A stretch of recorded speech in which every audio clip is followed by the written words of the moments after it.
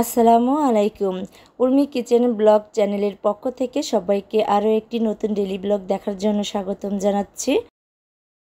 আশা করছি যে যেখান থেকে বসে আমার এই আজকের নতুন ভিডিওটি দেখছেন সবাই খুব ভালো আছেন আলহামদুলিল্লাহ।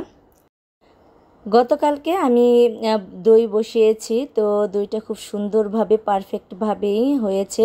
মানে একদম ঘরোয়াভাবে খাঁটি গরুর দুধ দিয়েই আমি দইটা বসিয়েছি, আর কত সুন্দর হয়েছে আপনাদেরকে একটু দেখাচ্ছি। তো খুব সুন্দর করে বসেছে এই দইটা। তো আমি মাঝে মাঝে এভাবেই দই বসিয়ে মানে আমরা খাই আর কি। তারপরও শশী মাঝে মাঝে দোকান থেকেও খায়। আর যখন ঘরে আমি দই বসাই তখন কিন্তু আমার ঐশী, শশী এবং আমরা সবাই কিন্তু খাই। আর কত সুন্দর হয়েছে আমি কেটে আপনাদেরকে দেখাচ্ছি। ফ্রিজে তো বেশি সময় পর্যন্ত রাখতে পারিনি, তো সকালবেলা একটু ফ্রিজে রেখেছি। তারপর তো শশী বলছিল যে ও মাদ্রাসা যাওয়ার আগে খেয়ে নেবে, তাই আমি নামিয়েছি। তো ভাবলাম যে একটু ভিডিও করে আপনাদের সঙ্গে একটু শেয়ার করি। আর এই যে কত সুন্দর দই হয়েছে। ভিডিওর শুরুতে যারা এখনও পর্যন্ত লাইক দিতে ভুলে গেছেন প্লিজ ছোটো করে একটা লাইক দিয়ে দিবেন। আর আমার চ্যানেলটিকে যারা এখনও সাবস্ক্রাইব করেননি, আমার আজকের ভিডিওটির কোনো অংশ ভালো লেগে গেলে সাবস্ক্রাইব করে পাশে থাকার বেল আইকনের অল অপশনটি প্রেস করে আমার পাশেই থেকে যাবেন। বিকেলবেলায় তো সোনিয়াদের আসার কথা ছিল, যেহেতু আতাউল 25 তারিখে বাংলাদেশে এসেছে। তো তারপর তো ওদের আজ হঠাৎ করেই ওরা এসেছে, মানে গতকালকের ভিডিও এটা আর কি। আতাউর তো 3 বছর পর বাংলাদেশে এসেছে। তারপর লাবণীরও সামনে বিয়ে, তো খুব ভালো একটা সময়েও আসতে পেরেছে। রোজার ঈদেই কিন্তু ওর আসার কথা ছিল, কোনো এক কারণে ও আসতে পারেনি, তাই এখন এসেছে। তো এখন এসে খুব ভালো হয়েছে, যেহেতু সামনে বিয়ে, তারপরে কুরবানির ঈদ আছে, তো সব কিছুই ও দেখতে পারবে এবং থাকতে পারবে, সেটাই কিন্তু খুব আনন্দের ব্যাপার। এরপর তো আমরা সবাই মিলে খুব গল্প করছি, আনন্দ করছি, অনেক কথা বলছি। সাব্বির কিন্তু সোনা কাপড়ের দিন আসেনি, তো ও আজ এসেছে ওর বাবা মায়ের সঙ্গে। তারপর তো বলছিলাম যে অনেক শুকিয়ে গেছে, তো আমি আবার একটু দুষ্টুমি করছিলাম, তো ওই রুমে চলে গেল। এরপর তো আতাউল ওর শালা শালি এবং শ্বশুর শাশুড়ি সবার জন্য অনেক কিছুই নিয়ে এসেছে, অনেক গিফট নিয়ে এসেছে সবার জন্য। তো সেটাই এখন আপনাদের সঙ্গে একটু শেয়ার করছি। অনেক কিছুই শেয়ার করতে পারিনি আসলে, ভিডিওই করব না, দেখবো না, কথা বলবো না, দুষ্টুমি করব, এটা নিয়ে আর কি একটা দ্বিধাদ্বন্দ্বের মধ্যে ছিলাম। তারপরে আর অনেক কিছুই ভিডিও করে শেয়ার করতে পারিনি। তো যতটুকু করেছি ততটুকুই আপনাদের সঙ্গে শেয়ার করছি। তো এখানে শ্রাবণী, ঐশী, আমিনুলের জন্য ঘড়ি নিয়ে এসেছে। তো আমিনুল তো মসজিদে ছিল, তো ওকে আবার ডেকে আনা হয়েছে। ওকে এখন আতাউল ঘড়িটা পরিয়ে দিচ্ছে, আর খুব সুন্দর হয়েছে ঘড়িটা। আর ঐশী, শ্রাবণী ঘড়িটাও কিন্তু খুব সুন্দর হয়েছে। আর বাকি সবার জন্যও কিন্তু গিফট নিয়ে এসেছে। আল্লাহর কাছে লাখ লাখ শুক্রিয়া, আতাউল সুস্থ শরীরে বাংলাদেশে আসতে পেরেছে এবং আমাদের মাঝে এসেছে, এটাই আল্লাহর দরবারে লাখ লাখ শুক্রিয়া। তো আমিনুলের ঘড়িটা কেমন হয়েছে অবশ্যই কমেন্ট করে জানাবেন, এবং সবার জন্য সব কিছু নিয়ে এসেছে, সেটাই আমরা এখন দেখব কার জন্য কী কী নিয়ে এসেছে। যেহেতু এখন প্রচুর গরম আর একদমই বৃষ্টি নেই, আর কি কাজ করব, কোনো কাজেই যেন মন বসছে না, তাই কোনো ভিডিও করতেও পারছি না।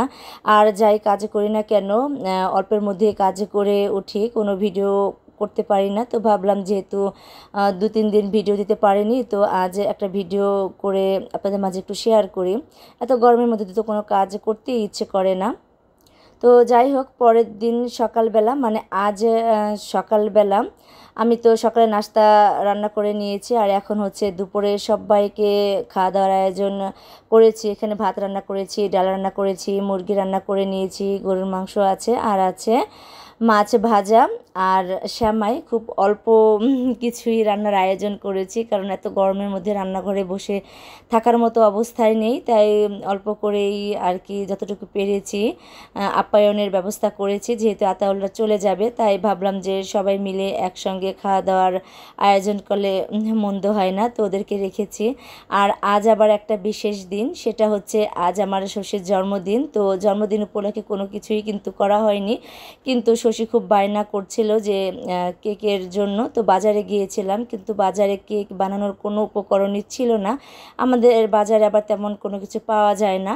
তারপর তো আমি যে বানাবো বা একটা রেডিমেড কেক যে কিনে আনবো সেটাও আমাদের বাজারে নেই। তো কি করব, খুব সমস্যার মধ্যে পড়ে যাচ্ছিলাম, সবারই মন খারাপ। এদিকে ওই শশীরও খুবই মন খারাপ হচ্ছিল যে ও একটা কেকও কাটতে পারবে না। তো কি করব, তারপর সালতা থেকে একটা কেক আনানোর ব্যবস্থা করেছি। যেহেতু অনেক দূরের পথ, তাই কেকটা কেমন যেন মানে ক্রিমটা গলে গেছে, একদমই উপর থেকে একটু নষ্ট হয়ে গেছে আর কি, কি বলবো।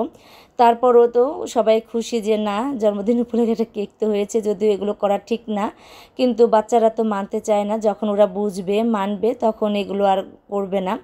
আর কেক কাটার আগে সবাই কেকের ক্রিম মানে একে অন্যকে দিয়ে ওরা কি করছে দেখুন। আর এখন তো কেক কাটার সময়, যেহেতু রাতের বেলায় কারেন্ট থাকে না, আর তেমন কোনো আয়োজনই করিনি, আপনারা তো দেখতেই পারছেন যে একদম সাধারণভাবে কেকটা কাটা হচ্ছে।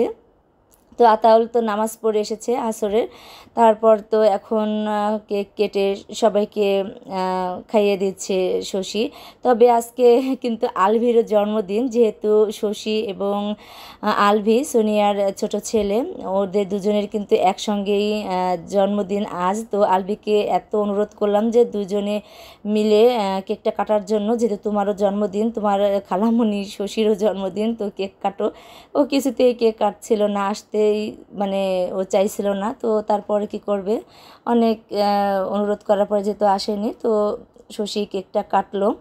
তারপর এখন সোনিয়া তো এখন পিস করে কেটে নিচ্ছে সবাইকে দেওয়ার জন্য। এত গরমের মধ্যে কোনো কিছুরই আয়োজন করা হয়নি, আর যে যেভাবেই আছে সেভাবেই কেকটা কাটা হয়েছে। কেউ মানে সাজাগোজা, তারপর ভালো পোশাক আশাক পরা কিছুই করা হয়নি, কারণ এতটাই গরম, এই গরমের ভিতরে কোনো কিছুই কারো কাছে ভালো লাগে না। আর কারেন্ট তো একদমই থাকে না, আর রাতের বেলায় বিশেষ করে কারেন্ট থাকে না।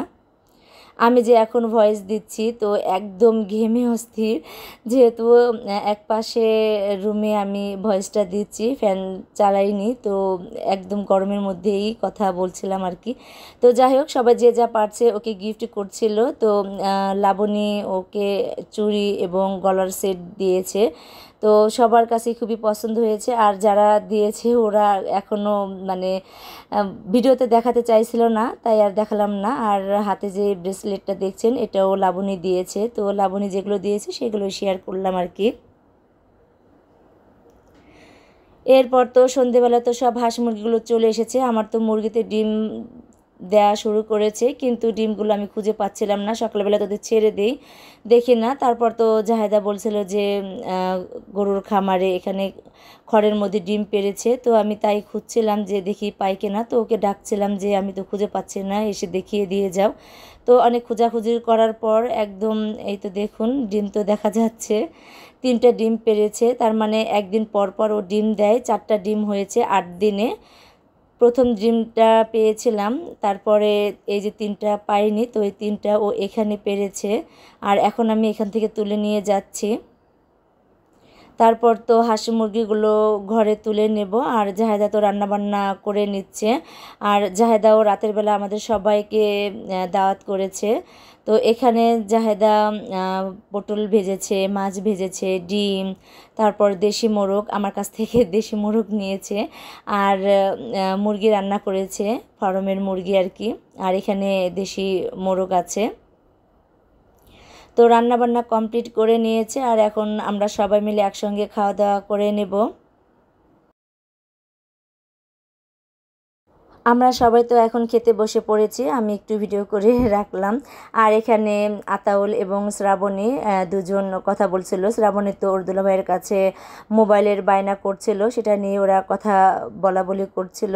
তো যাই হোক, আমার ভিডিওটি কেমন লাগলো অবশ্যই কমেন্ট করে জানাবেন, এবং যারা এখনও পর্যন্ত ভিডিও দেখছেন লাইক দিতে ভুলে গেছেন প্লিজ লাইক দিয়ে দিবেন। আজ এখানেই বিদায় নিয়ে নিচ্ছি, সবাই ভালো থাকবেন, সুস্থ থাকবেন। আসসালামু আলাইকুম।